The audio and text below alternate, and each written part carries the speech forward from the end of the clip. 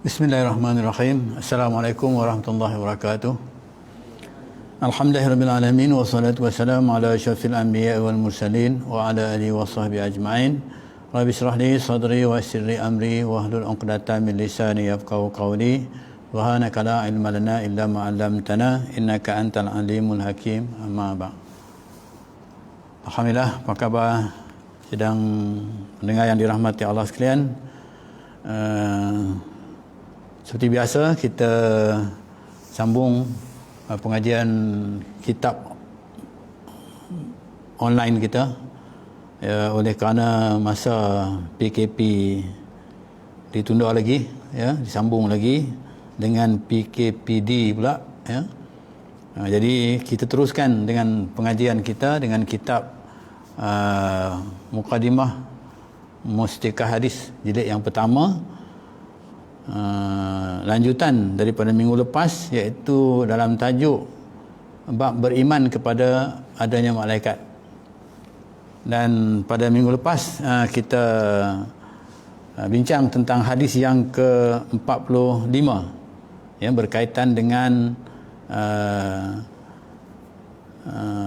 malaikat itu ialah kadang-kadang membisikkan sesuatu kepada hati manusia, iaitu bisikan-bisikan yang baik itu, ya, adalah daripada malaikat, manakala bisikan-bisikan yang tak baik itu adalah daripada syaitan, ya. Jadi ada juga malaikat juga dalam istilah yang lain mengatakan bisikan itu juga sebagai satu ilham, ya, kepada manusia untuk melakukan yang terbaik supaya manusia beribadat kepada Allah Subhanahu wa taala. Seperti mana kita tahu bahawa malaikat yang diberi tugas khas, ya, oleh Allah Subhanahu wa taala, ya, dalam 10 malaikat seperti mana yang kita tahu, ya, seperti malaikat Jibril, ya, malaikat Mikail, malaikat Israfil dan sebagainya, itu ada tugas-tugas khas mereka itu. Dan di samping itu ada juga malaikat-malaikat yang lain yang tugasnya tak lain tak bukan ialah untuk beribadat kepada Allah Subhanahu wa taala dalam bentuk dikatakan beribadat, tapi dia bertugas, ya, bertugas kepada Allah Subhanahu wa taala dalam bentuk ibadat. Itu juga manusia, Allah Subhanahu wa taala jadikan kita untuk kita beribadat, ya, kepada Allah Subhanahu wa taala. Untuk kita beribadat kepada Allah Subhanahu wa taala, nak menunjukkan tanda kepengabdian kita kepada Allah Subhanahu wa taala. Dalam hal ini, maka malaikat juga merupakan memain peranan penting, ya, kepada manusia untuk menjayakan ibadat manusia ini kepada Allah Subhanahu wa taala. Misalnya malaikat menulis kebaikan yang dilakukan oleh manusia, malaikat menulis keburukan yang dilakukan oleh manusia.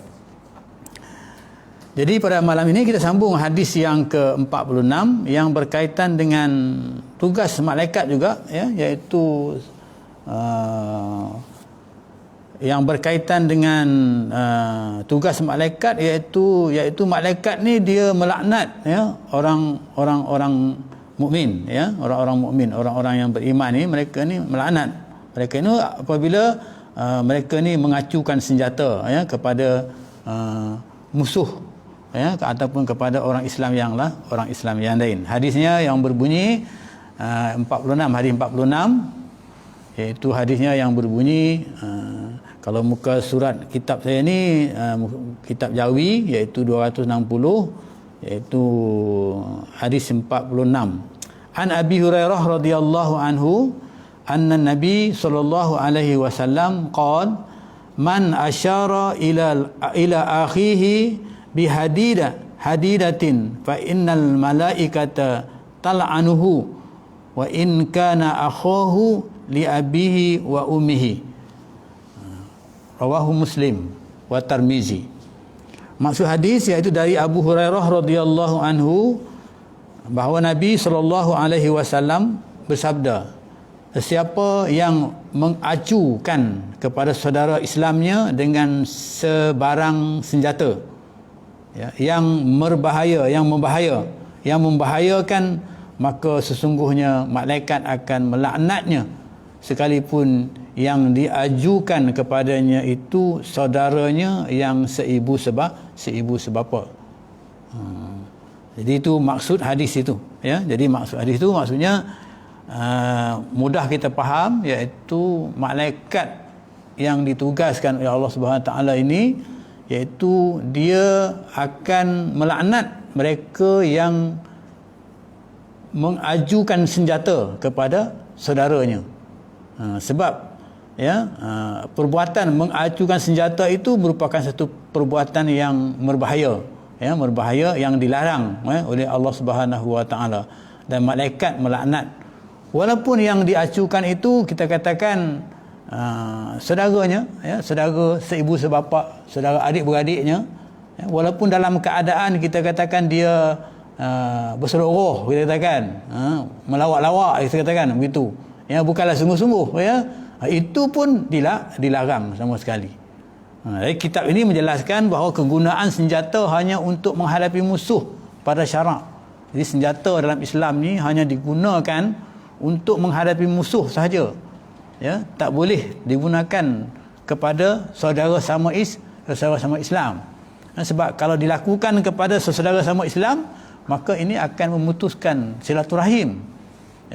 Jadi innamal mu'minuna ikhwatun, sungguhnya saudara Islam, orang Islam itu bersaudara. Bila saudara, kita kena jaga hak-hak bersaudara itu. Antara hak-hak bersaudara itu, maksudnya kita tak boleh dilarang kita mengacukan senjata. Sebab senjata itu hanya digunakan untuk berperang dengan musuh saja dari segi syaraknya.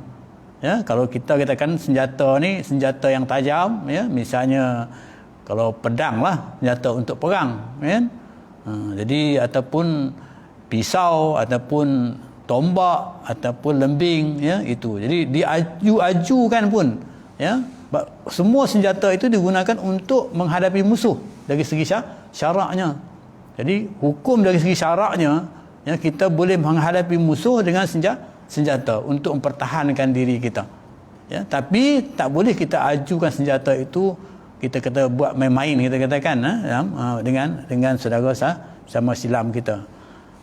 Jadi maknanya bukan ditujukan, maksudnya di sini ni bukan untuk ditujukan kepada orang yang diwajibkan kita bersikap aman dan terhadapnya. Jadi makna kata kita ni, orang kata Islam mengarahkan kita, mengajukan kepada kita supaya hidup dalam keadaan harmoni, aman damai, maksudnya begitu. Jadi kalau sekiranya berlaku perkara yang macam itu, acu senjata yang tajam itu, kita katakan, jadi ini akan menghilangkan, akan merosakkan, kita katakan kedamaian yang akan yang dikehendaki oleh agama kita. Jadi maka sebab itu di sini dia dilarang. Jadi malaikat ini melaknat sebab perbuatan itu perbuatan yang sangat tidak disukai oleh Allah Subhanahu Wa Taala. Jadi perbuatan mengacukan senjata kepada orang yang bukan musuh, jadi mana dilarang. Maksudnya tak kiralah, mungkin saudara Islam lah, maksudnya bukan musuh, ataupun kalau dia bukan Islam pun tapi bukan musuh kita, maksudnya Islam ni dia walaupun dia bukan musuh kita, dia bukan Islam, tapi dia bukan musuh kita, dia ada hubungan baik dengan kita, kalau itu pun dilarang. Itu yang dimaksudkan dengan hadis ini yang berkaitan dengan malaikat tadi, jadi berkaitan dengan tugas-tugas malaikat itu melaknat. Jadi melaknat mereka yang kita katakan yang mengacukan senjata, walaupun orang kata hari ini berseluruh-seluruh sajalah, walaupun kita acu tu agak-agak kita kata main-main saja dan sebagainya, itu pun dilarang sama sekali. Jadi nak menunjukkan bahawa Islam itu sangat memandang tinggi kepada akhlak, akhlak, menunjukkan tinggi akhlak, nak melarang, Allah melarang orang-orang Islam itu dan melakukan perbuatan-perbuatan yang begitu, Okey, itu hadis yang berkaitan dengan malaikat yang melaknat mereka yang melakukan perbuatan yang disebutkan tadi. Jadi dalam hal ini maka kita mengambil pengajaran daripada hadis ini, maka tak bolehlah kita orang kata berseluruh dan sebagainya. Kadang-kadang ni dekat musim korban ni, kadang-kadang kan, kalau dululah, sekarang tak boleh korban dah, kalau dulu musim korban mau bawa senjata kan, kadang-kadang kita berseluruh dan sebagainya, sebenarnya Islam larang benda macam itu. Ya, mungkin kita baca hadis ni baru kita tahu bahawa Islam tu melarang. Dia merupakan sebagai adab juga rupanya. Ya, adab bagi orang Islam tu sampai begitu sekali. Islam tu mengajak umatnya supaya menjaga adab, dengan tujuan menjaga adab ini akan menjadikan kehidupan manusia itu lebih harmoni, hormat menghormati antara satu dengan yang lain. Okey, seterusnya kita pergi kepada hadis yang ke-47, ya, hadis 47 yang berkaitan dengan bab beriman kepada adanya malaikat juga dan tugas-tugasnya, ya. Mudah-mudahan bila kita kenal dengan keadaan-keadaan yang macam ini, ya, maka dapatlah kita mengawasi diri kita. Iktibarnya, rupanya dilarang, rupanya tak boleh, ya. Kita buat begini dilarang, dari segi agamanya dilarang, kita katakan. Walaupun amalan kita tu biasa saja, kan? Macam kita katakan orang adat orang lah, kalau orang Melaka tu kalau jumpa tu dia maki hamun lah, kita katakan. Itu kira baik lah maksudnya. Ya, itu dah biasa, tak ada masalah. Tapi dalam Islam dilarang berbuat begitu.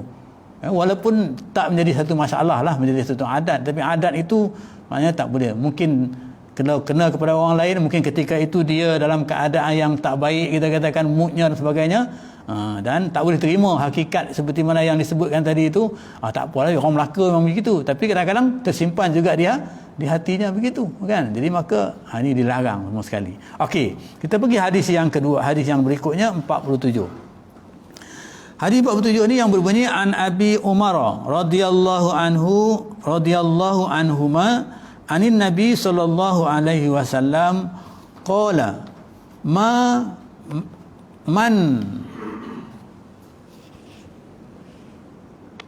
massala bihaywanin fa alaihi la'anahu Allahi wal malaikati wan nasi ajmain. Sekarang lagi sekali an Ibnu Umar radhiyallahu anhuma anin Nabi sallallahu alaihi wasallam qala man massala bihayawanin fa alaihi la'natullahi wal malaikati wan nasi ajmain.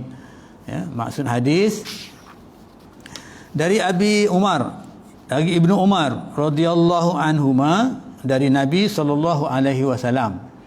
Ya, sabdanya, siapa yang menyeksa haiwan dengan mengerat,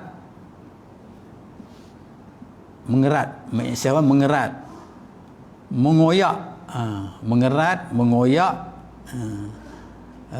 mencabut atau mengelar, ya, kelar mana-mana anggotanya, maka ditimpakan atasnya laknat Allah dan malaikat serta manusia semuanya.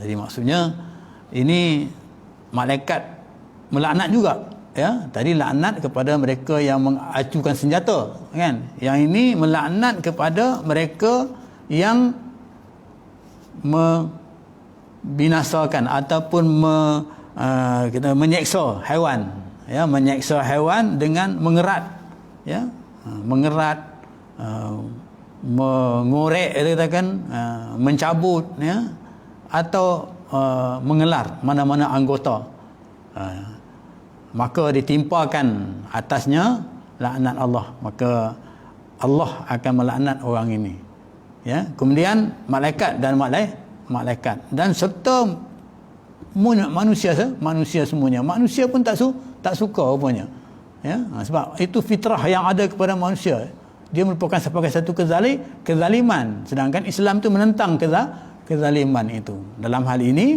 maka ini juga dilaknat oleh Allah Subhanahu wa taala. Allah Subhanahu wa taala tak suka, larang, ya, orang kata ni melarang keras. Dan malaikat juga begitu, ya, malaikat juga melaknat, ya, dan juga manusia semuanya pun begitu juga. Manusia, lumrah manusia itu, ya, maksudnya dia juga akan, ya, melaknat, akan tak sukalah kepada mereka yang berbuat demikian. Jadinya perbuatan kezaliman ini, maknanya sini zalim lah, menyeksa ni merupakan satu kezaliman, ya. Sebab tu kita kalau nak sembelih korban ni, dekat korban ni nak sembelih korban pun, maksudnya kalau adab penyembelihan korban itu, supaya kita kata ikut sunnahnya, ikut yang diperintah oleh Allah Subhanahu Wa Taala dan Rasulnya, iaitu dengan menyembelih dengan menggunakan pisau yang tak tajam. Menggunakan pisau yang tak tajam supaya tidak berlaku penyiksaan di sana. Jadi tak bolehlah dengan pisau yang tumpul. Kadang-kadang di sana ada bentuk penyiksaan di sana kan. Jadi itu maka sebab itu dilarang kita menggunakan pisau yang tumpul, kena gunakan pisau yang tajam.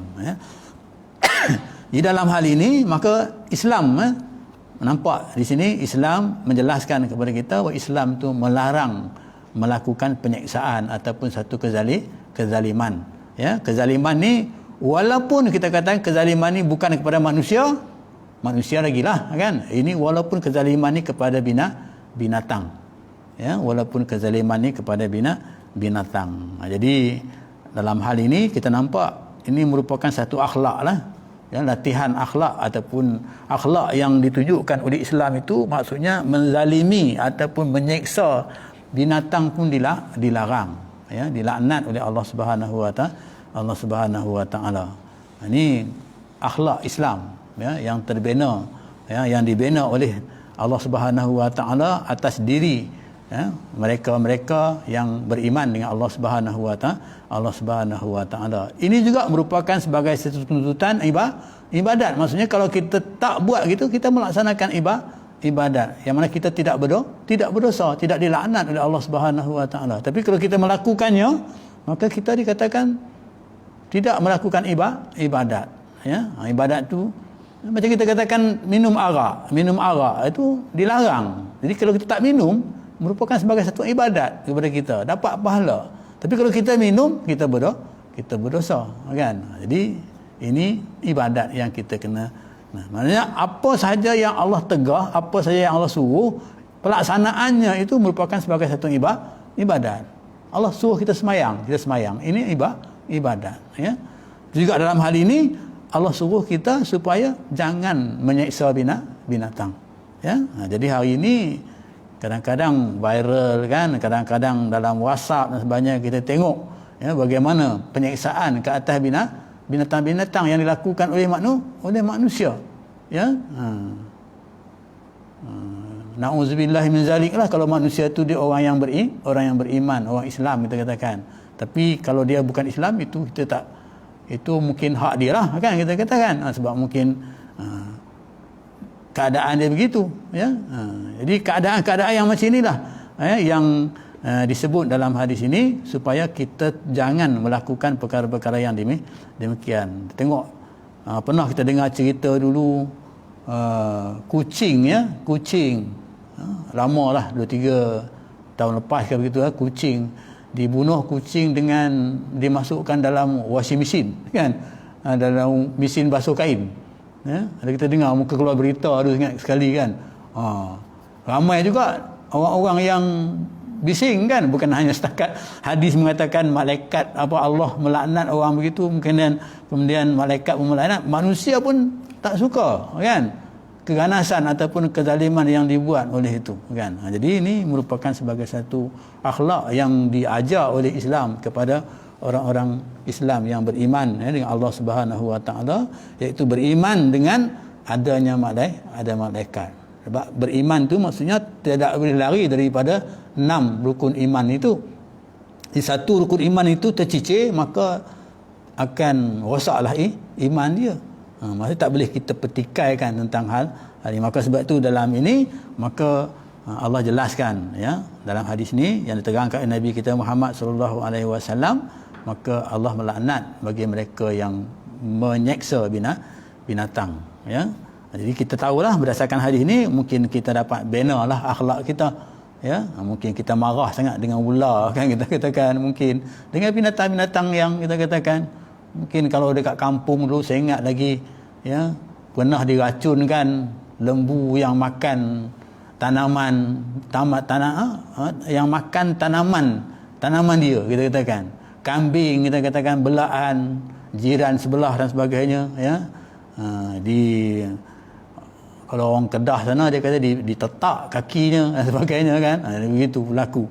Jadi rupanya dalam agama melarang kita berbuat demikian dengan tujuan supaya nak mengelak berlakunya, kita kan mungkin kalau berjiran nak mengelak supaya berlakunya pergaduhan orang Islam di antara jiran itu.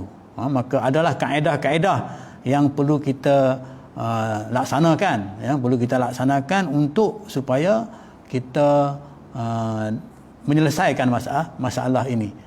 Kalau misalnya kata kita duduk dalam flat yang begitu banyak ni, kadang-kadang kita bela kucing lah, bela apa dan sebagainya. Jadi kita kena jagalah hal-hal yang macam ini. Dengan keadaan-keadaan ini boleh menyebabkan berlakunya pergaduhan di antara kita ataupun jiran sebelah kita, kan. Jadi ini keadaan yang kita nampak yang berlaku kepada hari ini kepada kita. Jadi itu merupakan sebagai satu ibadat juga kepada Allah Subhanahu Wa Taala, supaya kita jangan dilaknat oleh Allah Subhanahu Wa Taala, jangan dilaknat oleh malaikat, dan juga jangan dibenci oleh semua manusia. Jadi kalau kita ni dibenci oleh manusia, maka tentulah satu perkara yang tak baiklah. Sebab yang sebaik-baik manusia itu, dia katakan khairun nas yanfa'un nas, iaitu sebaik-baik manusia itu dia memberi manfaat kepada manusia lain. Janganlah dia tu kita katakan melakukan kezaliman yang menyebabkan dibenci oleh manusia. Walaupun kezaliman itu dilakukan bukan kepada orang itu, kepada manusia, tapi kepada binatang. Mungkin hak milik manusia itu, kan? Okey, jadi itulah yang dapat saya sampaikan pada malam ini untuk dapat kita ambil pengajarannya, bahawa beriman kepada adanya malaikat. Jadi hadis-hadis yang kita baca, dua hadis yang kita baca pada malam ini, mudah-mudahan dengan hadis ini dapat kita mengambil iktibar pengajaran kepada kita, supaya kita tidak melakukan seperti mana yang disebut dalam hadis ini, iaitu saya ulang balik hadis yang pertama yang kita bacakan tadi, iaitu hadis yang ke-46, iaitu hadis yang berkaitan dengan senjata. Tak boleh kita acukan senjata yang tajam ataupun senjata lah kepada saudara-saudara kita, kerana itu perbuatan yang sangat keji, yang sangat dimurkai oleh Allah Subhanahu Wa Taala, dan Allah, malaikat ni sentiasa melaknatkan kita. Kemudian yang kedua iaitu hadis yang 47, hadis 47 yang berkaitan dengan menyeksa binatang. Jadi pun kita pun kena, jadi kita kena ambil iktibar pengajaran daripada hadis ini. Mungkin kita duduk, kita pelihara binatang ternakan, pelihara kucing dan sebagainya, tak boleh kita menzalimi kucing. Dulu pernah juga kita baca dalam surat khabar dulu, tempat kampung saya di Kedah, di Yan, seorang perempuan tua, dia meninggal. Bila dia meninggal, jenazahnya sebelum dikebumikan digigit-gigit oleh kucing, kan? Orang cerita digigit-gigit oleh kucing, kan? Jadi orang heranlah kenapa. Tapi rupanya bila bila ditengok, rupanya dia ni masa di hidup dia sangat menghina kepada kucing. Dia kurung kucing, dia tak bagi makan kucing dan sebagainya. Ini satu kezaliman yang dia lakukan. Ini keluar dalam berita, kan, yang menyebabkan ramai orang juga tak setuju dengan keadaan seperti yang dilakukan itu. Jadi kalau kita pelihara binatang ternakan, mungkin kita ni binat pelihara binatang ternakan, maka kita jangan tak bagi dia makan. Kita kena bagi makan, binatang itu, jangan biar dia tak makan dan sebagainya. Ini panduanlah kepada kita untuk supaya dapat kita lakukan dalam kehidupan kita berdasarkan kepada mungkin kehidupan kita, mungkin kita ada yang bela ayam, bela lembu, bela kambing dan sebagainya, kan? Jadi dalam hal ini maka kita juga tak boleh menzalimi binatang-binatang itu, peliharaan kita tu dengan tidak memberi makan dan sebagainya, Jadi itulah yang dapat sampaikan pada malam ini. Mudah-mudahan ianya mendapatkan manfaat, walaupun berkaitan dengan percaya kepada malaikat, tapi kita boleh berpandukan kepada hadis di sini, kita boleh beramal untuk mengelakkan supaya tidak berlakukan perkara-perkara yang dilaknat oleh Allah Subhanahu Wa Taala dan malaikat berdasarkan kepada kehidupan kita, berdasarkan kepada senjata dan juga binatang-binatang peliharaan ataupun binatang ternakan kita, tak boleh kita zalimi, tak boleh kita khianati ataupun tak boleh kita menyiksanya. Jadi sebelum setakat itu, insya-Allah kita sambung pada minggu yang berikutnya. Aqulu qauli hadza wa astaghfirullahal azim wa billahi taufiq wa hidayah. Assalamualaikum warahmatullahi wabarakatuh. Bismillahirrahmanirrahim. Alhamdulillahirabbil alamin. Wassalatu wassalamu ala asyrafil anbiya wal mursalin wa ala alihi wa sahbihi ajma'in. Allahumma ij'alna minat tawwabin waj'alna minal mutatahhirin waj'alna min ibadikas shalihin. Allahumma ij'al jam'ana hadza jam'an marhuma wa tafarruqana min ba'dihi tafarruqan ma'suma. Bismillahilladzi la yadurru ma'a ismihi syai'un fil ardi wa la fis sama'i wa huwas samiul alim. Allahumma adfa'na al-bala wal waba wal ghala wal fakhsha wal zina wal riba wal mihana wa su'il fitan ma zahara minha wa ma batan an baladina hadha khassah wa an sa'ir biladil muslimina 'ammah ya rabbal alamin. Walhamdulillahi rabbil alamin. Taqabbalallahu minkum.